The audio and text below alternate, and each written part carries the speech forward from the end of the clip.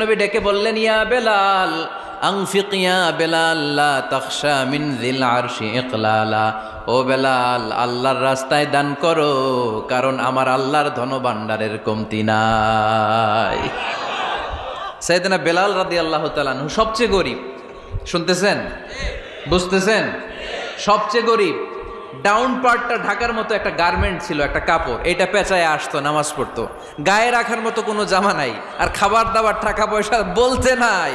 ওই সাহাবীরে বিষ্ণু ইসলাম বললেন, আনফিক বেলাল, বেলাল তুমিও দান করো, তুমিও দাও, দানের হাতকে প্রশস্ত করে দাও। আনফিক ইবনা আদম উনফিক আলাইক, হে বানি আদম দাও, দিলে আমি তোমারে দেব। কেজির এটা হুজুরে দিয়ে দিলাম, এরপরে কেউ আমার 20 কেজি দিলে ওইটা ধরবো, ওইটা আবার আরেকজনরে দিব, এরপরে আরেকজন 30 কেজি দিলে ওইটারে ধরবো। কথা বলেন, কথা বলেন, কথা বলেন। এজন্য আল্লাহ বললেন